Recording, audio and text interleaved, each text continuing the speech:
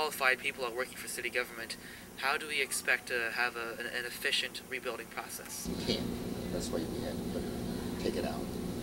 We took out the recovery process so that they didn't handle it. In terms of the recovery, they were left out of it. Not left out. It was purposely done in a different way. Moved away from it. Yeah. Would you say that keeping people out of this recovery process, would that have angered a lot of the people in New Orleans? And didn't it indeed anger a lot of people in New Orleans? I don't know whether it did or not. Why? Because that's the way it's done in any other city. You can't do the day-to-day job and do the recovery job. They're two different things. No city does that. They outsource it because it's a one-time event. What would you say have been concrete accomplishments during your tenure in New Orleans? Getting the plan, getting the money, and setting the momentum for the transformation of the economy. How long did that take for you to get the money? It took a year and a half. What did you have to do during that year and a half to get that money? What did you go through? Well, we had to go to Congress a lot, we had to go to Washington a lot, and we had to deal with the state bureaucracy. And the state bureaucracy was hostile to New Orleans. Now, why would the state bureaucracy be hostile to New Orleans? They have been forever. The state and the city of New Orleans have, there's a hostility there. New Orleans is the big banana, and the rest of the people in the state resent it. Now, you recently left your post as the Recovery Czar of New Orleans just a few months ago in the summer of 2009.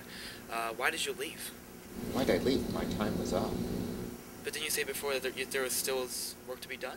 There's work to be done, but I don't have to do it. Do you have any regrets during your time there? I think I should have left a little earlier. Why is that? For two reasons. One, my health wasn't good. And secondly, I had other things I wanted to do. And administering a recovery is not one of them. Now, if there's one thing you could change about the city, what would it be? Racism. Racism against which group? Everyone's a racist. It's part of something we have in this country.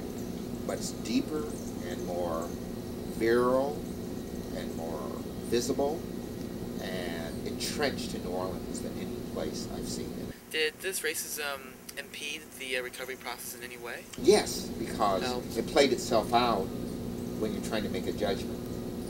People would wonder whether this is something for blacks or whites rather than this is something for New Orleans. Do you think racism will continue to impede the recovery process?